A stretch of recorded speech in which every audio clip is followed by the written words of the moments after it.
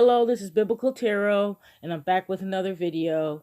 And in this video, this is the card of the day, which is the Two of Cups, okay? And the Two of Cups is the Lord of Love.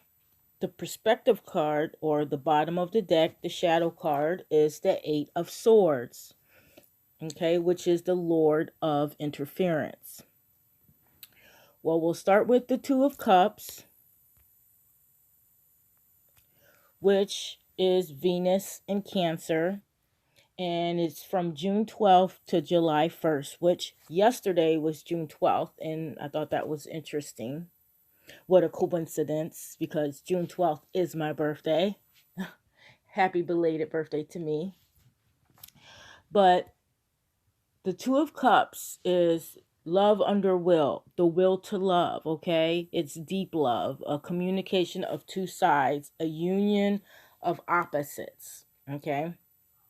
It's the beginning of a love affair, a romance. It's an equilibrium coming together. It's an emotional stability.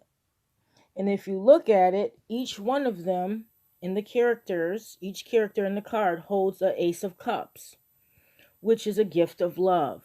It's a root of water, a root of love. It's a new emotion. It's the beginning of the feeling of love. And they're coming together to become love. But when both come together, they produce the union of opposites, the coming together of the love under will. Two people willing to come together with the feelings of love, okay? And so I always wonder when I look at the picture, I always wonder if she is giving her cup to the man, or did the man just give her the cup? And maybe he's reaching out to grab a hold of her cup. I always wonder that. I guess it could be whatever you want to think it is, but I'm assuming that it could be deeper than that. It's a transmission of them both coming together, maybe sexual, even though we don't see it in the picture, but with the symbols and the signs that are in the card, it does, present a sexual side to it, his hand reaching out.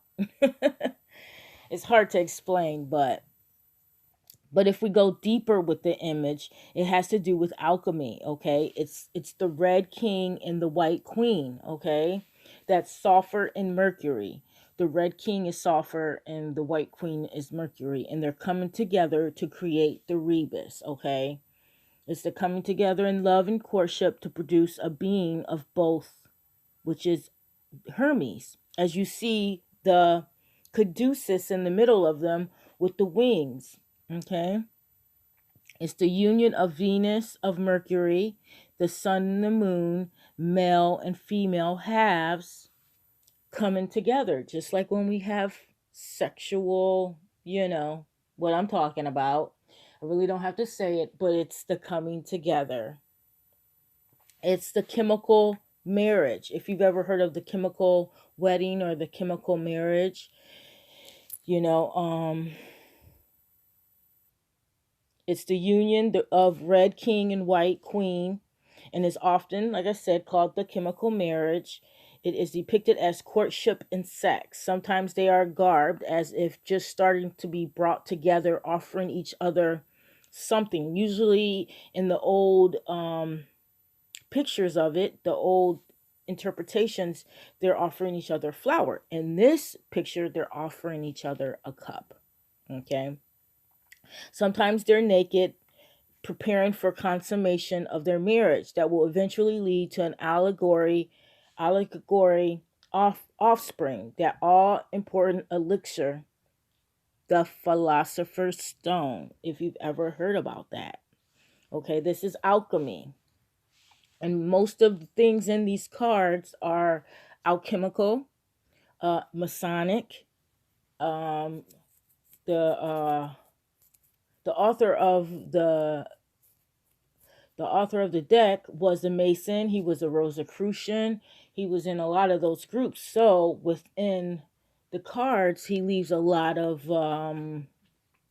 signs, but he doesn't just come out and say it. You've got to either read up on it and catch the little symbols and signs, and you will be able to understand what's actually deeper in the cards. Okay, but if we talk about it from a, you know, not so deep meaning, it's just love, two sides coming together, the Two of Cups. Okay, and that was the card of the day.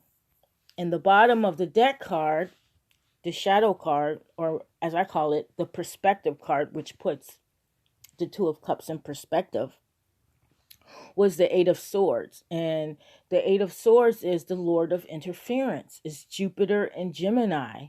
It's from May 21st to May 31st. Okay.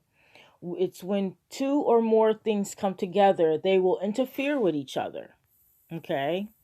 It's like a mental interference, temporary problems, um, organizing thoughts and communication, bound mental obstructions, wanting to be rescued. Because look at the lady in the card. She looks like she really wants to be rescued. It can be confusion, oppressive ideas, isolating, and feeling trapped or feeling ashamed. And I would like to go deeper in the card and show you the same kind of thing I showed you in, I think it was the Nine of Pentacles. How if you look at some of the cards, you can see the breakdown of the suits and within other cards. And as she has this mental interference, because the swords are mental communications, they could be problems, mental thoughts, communications. On the right of her, she has five swords. And the five swords card is the Lord of Defeat. She feels defeated in this card. It just totally goes with her feeling defeated. She's all bound up. It seems like in her mind she can't move. So you have the Five of Swords on the right. On the left of her, she has three swords on the left of her, and you can see it two ways. Either you can look at it as she has the Three of Swords on the left of her, which is the Lord of Sorrow. She's very sorrowful and she feels defeated.